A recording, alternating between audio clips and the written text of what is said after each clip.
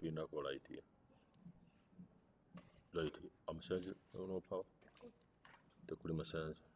Okay. Okay, so good morning. We are just going to talk about grief and how to deal with someone with grief. Someone with grief. What is grief?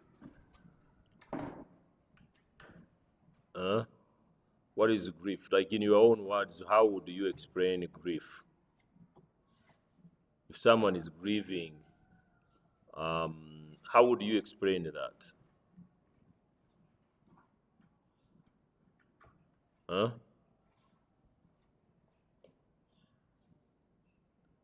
If someone is grieving, how would you explain grief in your own words? How do you say that in Uganda?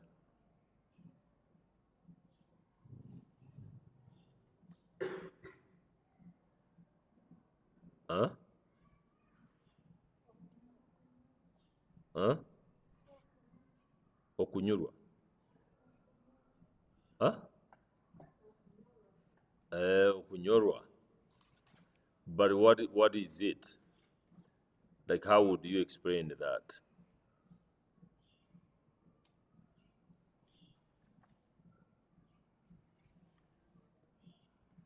Kiki ekireeta okunyorwa?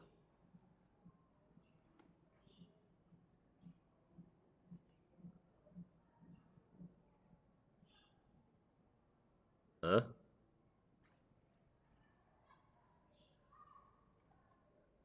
Okay.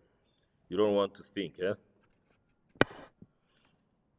Grief comes when someone has lost something. Sichecho? When you have lost something or when you have lost someone, that's grief. Kikireetera okunyorwa. Okay? Oli bw'afiirwa omuntu, then that emotional state is what we call grief. They are grieving. If you lose a phone, how many have, like, you've lost anything? Like a phone, you lose like a friend, you lose a relationship, you lose a job, people lose jobs, people lose businesses. So when someone has lost something, that's what we call grief. Okay? That's what we call grief. So we want to talk about how do you counsel someone who is grieving. That's what we are looking at. How do you counsel someone who is grieving? The Bible talks about it, about grieving, and talks about men and women that grieved. Jacob, when Jacob not lost, but when he was told that his son was taken or had died when actually he was alive, they say he grieved. David, it was the same thing. David grieved when his son died. Two sons. There was an infant that died young. He grieved. There was when Jonathan died, when Amnon died, he grieved. There are so many examples in the Bible where people, not only one person, but sometimes people can grieve as a group.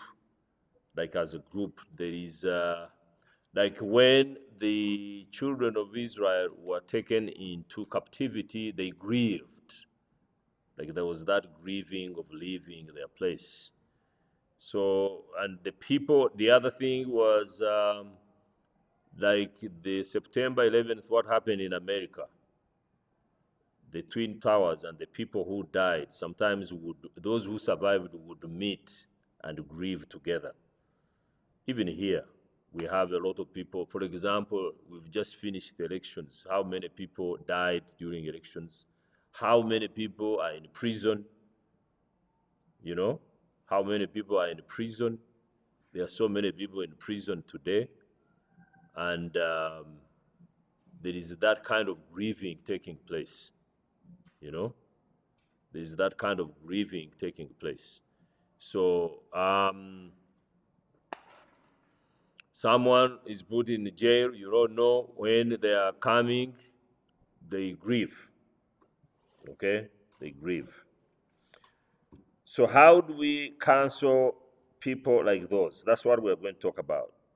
But when it comes to grieving, when someone has died, um, Jesus Christ kind of like brought a meaning to grieving. Okay? When someone dies, Jesus Christ, two things he spoke about grieving. There are two things. When someone has died, he made us know that there is another life. That's a meaning to it. In other words, we grieve. If someone is born again, we grieve, but we know we will see them again. Like we know death is like the gate to the eternal life. So that's a meaning that he brought. In other words, when you are counseling someone grieving who has lost a brother who has lost and they are born again, you want to make sure that they know that there is a life after. Okay? That's how you deal with that. It doesn't mean that it takes away the grieving spirit, no, but then there is a way it brings hope. Okay? There is a way it brings hope. But then the second one is this. The second one is the importance of it is that he said when someone is grieving, then there is comfort.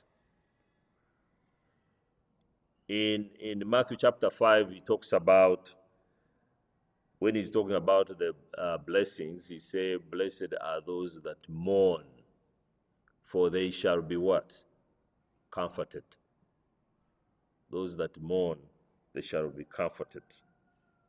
And so that's like in other words, the importance when someone is grieving, why do we go there? Someone has lost someone. Someone has lost something. When we go there, why do we go there? To comfort them, to help them to come out of that what? That grief, that grief. Okay? So that's what Jesus Christ brought. Okay, so there is what we call natural grief, um, which differs from person to person. Okay,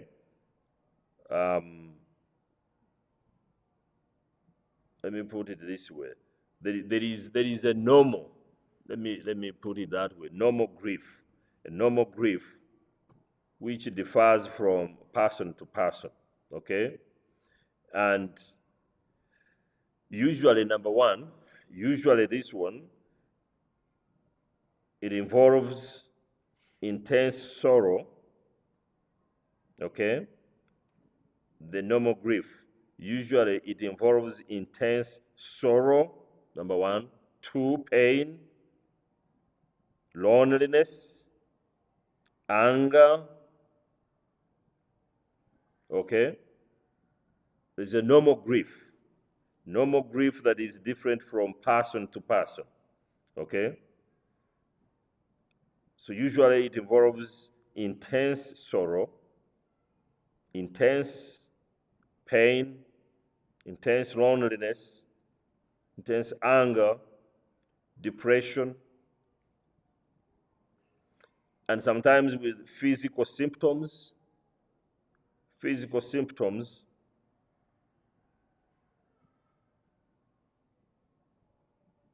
and changes,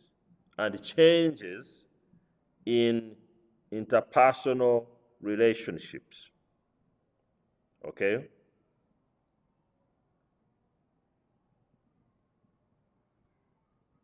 So this is normal, and or in other words, um, and I will say uh, the entire population in the world, they have gone through this, you know. All of us have, or if you haven't, you will, of losing something, okay? And sometimes when you lose something, what happens? How many of you have ever lost something? I will ask that question again. How many? You've ever lost something? You put up your hand. If you've ever lost something, put up your hand. And you tell me what it is. What is it? What did you lose, mine?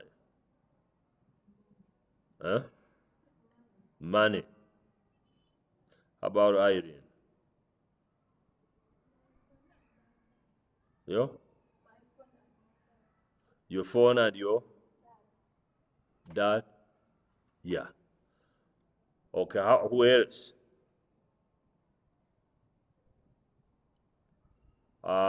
Precious, have you ever lost something? Sulila? A sim. You lost a sim. How about Jane? Huh? Sulila? Your father. How about Chisache?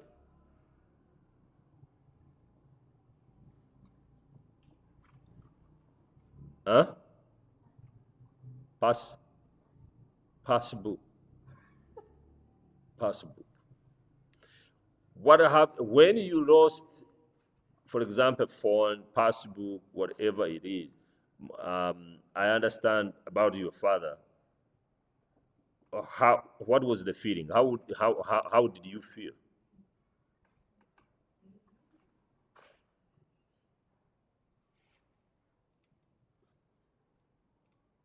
Huh? How did you feel? We go back to my. How did you feel? You felt bad, but how do you explain that bad? How do you define that bad? You felt bad, but how do you explain that? Were you angry? Huh? Yeah, that's what we are talking about. In other words, sometimes like anger comes in there, and sometimes you want to be lonely. You don't want people to be around you because sometimes you may expect everyone around you may be there. They are the cause, so you want to be. But when you lost something, did someone come to you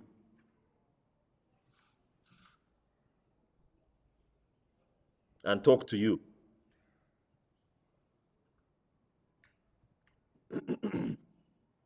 Yeah. So we are just going to go back and ask everyone. So we begin with mine. When you lost what you said, did someone come to you? No one. How about Precious?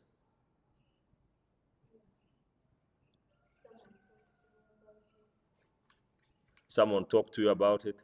What did they say about it? Just let it go. Mm. Okay. The information that was on the phone. So that pain, in other words, there was pain. There is pain, there is anger. But someone came to you and he said, just let it go. How about the passbook? Is it the passbook? Huh? Wanji? It was a passbook. Someone came to you? No? Huh? How did you feel first? But passbook isn't something. Is it something big? Huh? Passbook? The passbook for the school? Oh, oh, you don't enter.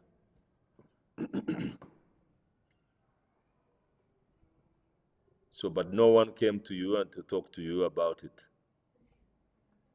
Huh? Precious talked to you. And what did she say to you? Huh? That what? Oh, she gave you some money to get another one. In other words, you pay to get it.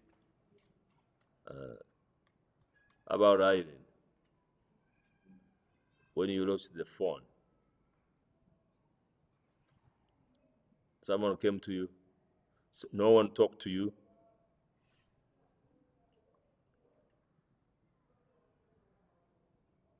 About Jane, no one spoke to you.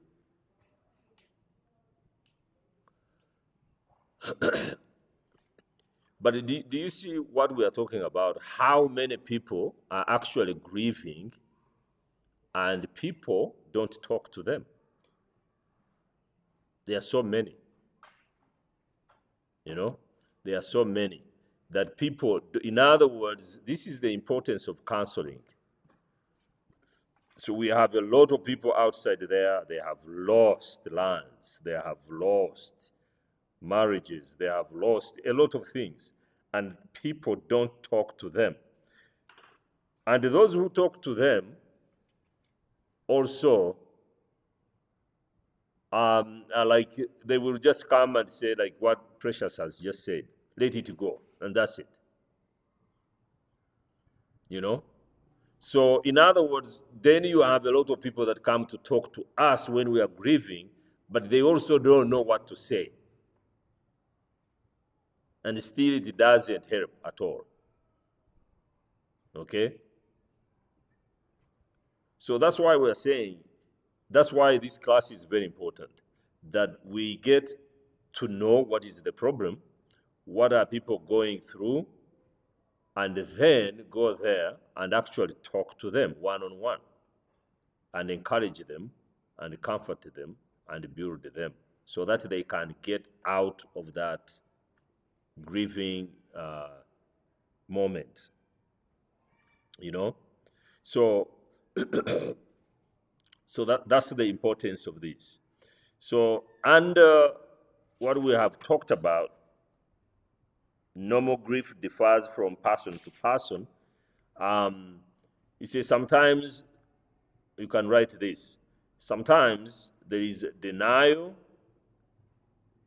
fantasy, restlessness, disorganization, inefficiency.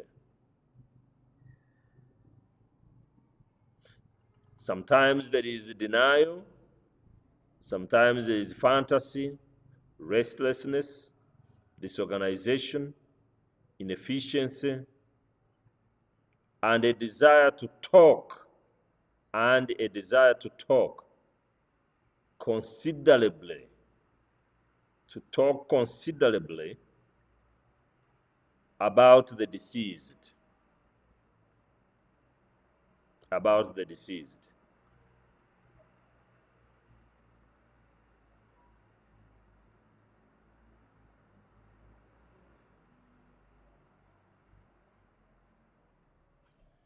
Then you can also write this. It is common for grieving people to feel that life, it is common for grieving people to feel that life no longer has meaning. It is common for grieving people to feel that life no longer has meaning.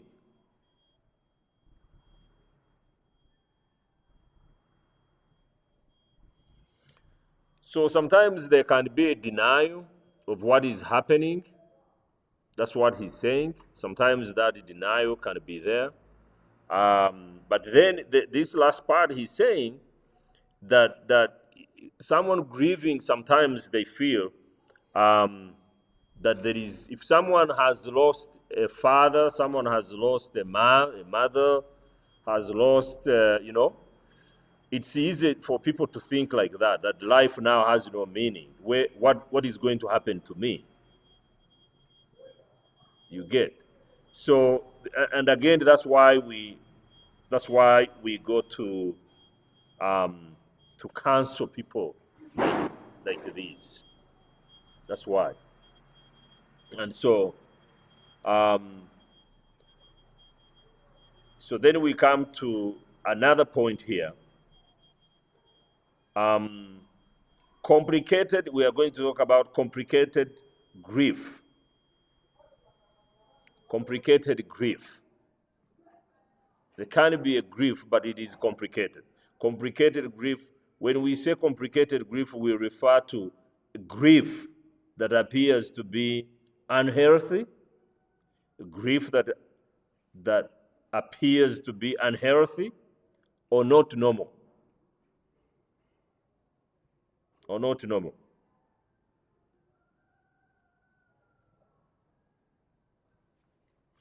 And you can put down this. Complicated grief does not always have a unique symptoms. Does not always have unique symptoms. Complicated grief does not always have unique symptoms. Instead, normal grieving appears for a long duration. Normal grieving appears for a long duration. And with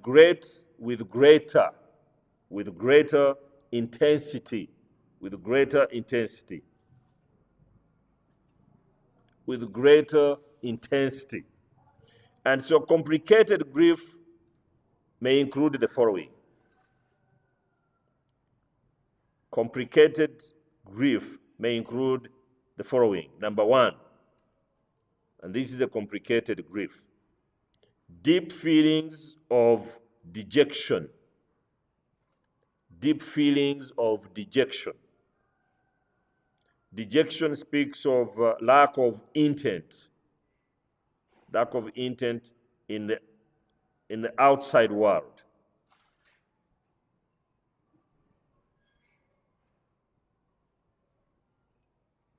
Okay? Let me say that. I think I read it badly. It's lack of interest, not intent.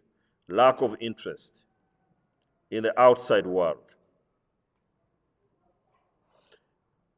A diminished capacity to love. A diminished, so the other one is comma, a diminished capacity to love.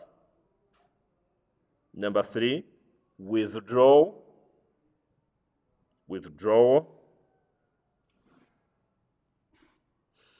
And greatly lowered self-esteem.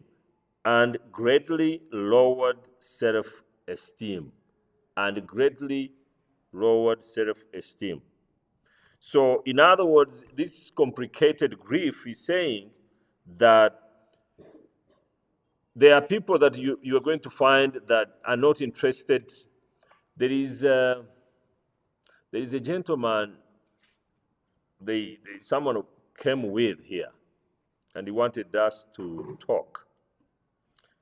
But when you look at the gentleman was not interested in anything like in the world. He would be in the house 24 hours. He would do some stuff there in the house, but when it comes outside, what happens outside of the world, they really didn't, they were not interested. And so, and the mother was kind of like thinking definitely there was something. And when we talked, there was something that had happened to him that is causing him to have this kind of like grief. It's there, that was there, that was kind of like holding him. So the other one, and that's complicated. That's a complicated one, grief. Okay? until someone opens up. And then the other one is like people that don't have capacity to love. They can no longer love, And you ask them, and they may not tell you what it is, but they no longer have that capacity to love.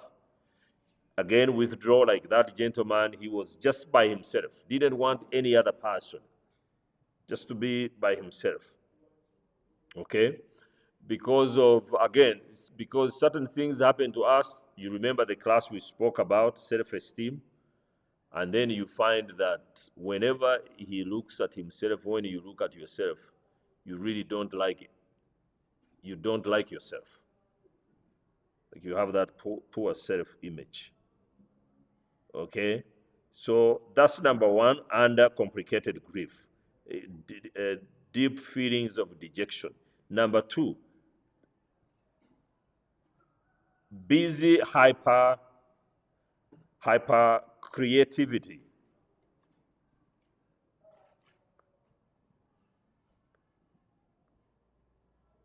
Yeah, hyper creativity. Okay, busy, and this is like a persistent attitude of helplessness and hopelessness. Okay, the attitude of helplessness and hopelessness and intense guilt. Intense guilt. Those are complicated grief we are talking about. Hyperactivity, busy hyperactivity, and a persistent, which speaks about the attitude of helplessness and hopelessness. Okay, there are people that you are going to find like those. Yeah. Number one, they are helpless and they are hopeless. They can't help themselves and they have no hope at all. Okay, then the other one, the third point on that is at its most intense, at its most intense, there is what we call extreme withdrawal. Extreme withdrawal.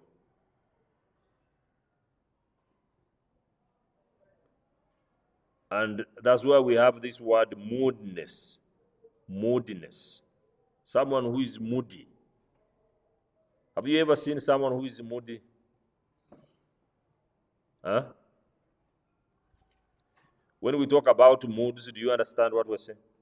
When we say mood swings, do you understand that? That someone is moody? Someone who is moody, there are so many things about them. The other thing is they are complaining all the time. They can be complaining all the time.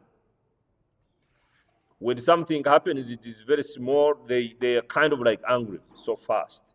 Moody people. Okay? And sometimes these people enter into excessive drinking and also thoughts of suicide. Excessive drinking and thoughts of suicide. Okay? Yeah. The grief can cause grief. In other words, that's a complicated grief. That something happened to this person, and because something happened to this person, they lost something, and you can't find out what it was, and what they lost actually causes them to drink excessively, and not only that, some of them end up taking their lives. I remember I had just returned from the States, and then I had someone, a young girl, this was a young girl, threw herself from like the fourth floor of a building. And we had seen, of course, I used to see her in the church, where I would go there, preach in a church.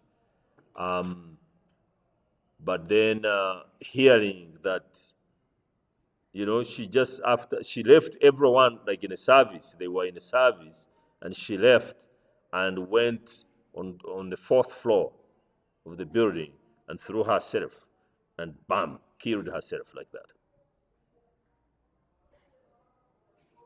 Just died like that.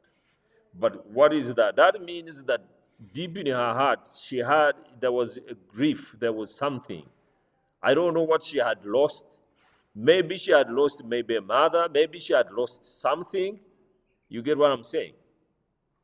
And that maybe caused her to hate, it caused her to hate herself, you know? And I don't know, but several people had said they were talking to her. They would talk to her, counsel her. Sometimes you can counsel people, but it's not entering. Okay? You're talking to them and it's not entering. And so she ended up taking her life. And that's what we call intense grieving. Okay? That's intense grieving. And so we come to, how many points are those? Number 4? Number 5? Or we are not putting numbers there? 1, 2, 3, 4, 5. So we are going to do number 5, then we go for a break. Okay? Number 5, to predict how one might react to a loss. To predict how one might react to a loss. Consider that grieving might be more difficult if, and that's what we are going to talk about. So the numbers, let me go back and then tell you the numbers, maybe. So the number 1 was, we defined grieving. What is grieving? That's number 1. Number 2, we spoke about grief mentioned in the Bible. I gave you the examples of that. Number 3, we spoke about normal grief differs from person to person. Okay? Number 4, we spoke about complicated grief. Complicated grief. And number 5, now we are talking about to predict how one might react to a loss. To predict how one might react to a loss. Consider that grieving might be more difficult if number 1, the loss was not anticipated. Okay? When the loss was, what anticipated, there is a loss you can anticipate. Okay? There is a loss you can anticipate. Or like you have someone in a hospital and the doctors are telling you this person is going to do what? This person is going to die. So you anticipate that what? That loss. You know you're going to lose your mother, you know you're going to lose your father, you're going to lose your sibling. It is anticipated. They have said they have cancer. So but then there is something that happens, like you're in an accident. That's not anticipated. Okay? That's not anticipated. So it becomes what? It becomes difficult. It becomes difficult. Number 2, the loss was traumatic, unexpected, or violent.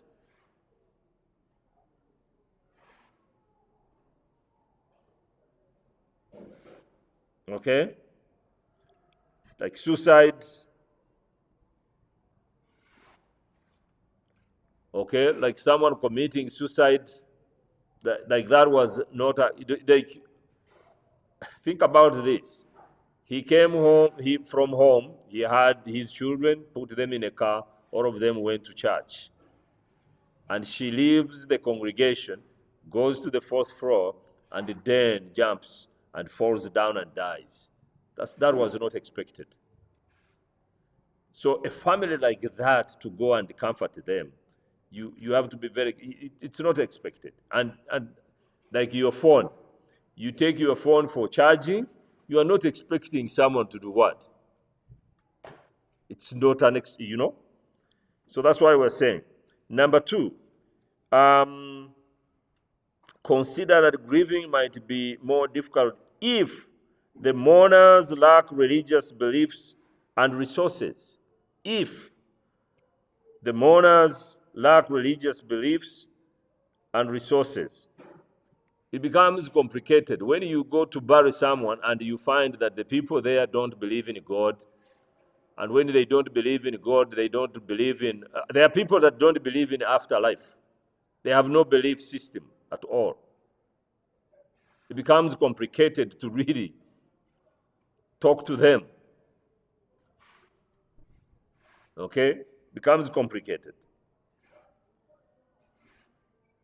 To predict how one might react to a loss, consider that grieving might be more difficult if the person's background and personality suggests that flexibility is unlikely. That the person's background, when you look at their background and personality, suggests that flexibility is unlikely. That when you look at their background, okay, and their personality, and you are going to counsel them,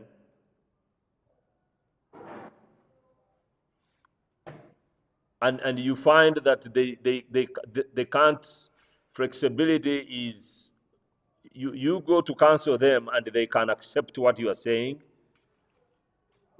you know, or they may not accept what you are saying. You find that they are not going to accept exactly what you are going to say, you know, and there is no flexibility. They are not flexible at all. When you look at their background, they are not flexible. So that becomes, it's complicated. Then the other one is if the mourner's culture, ethic, or social group discourages healthy grieving.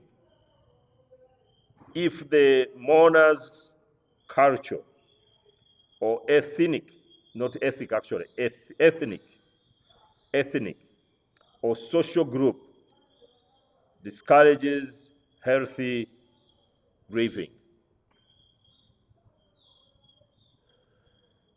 I was told, I think there is a group that went somewhere and they were told not to cry, yeah? Like they were told not to cry. I have seen it somewhere, you know? In other words, there are certain cultures that are like that, you know? And it makes it very complicated, okay? It makes it so complicated. So, those are some of the points, 5 points. Then let's have a 10-minute break, and then when we come back, we finish up with this, the rest ones. Okay? Let's have 10 minutes break.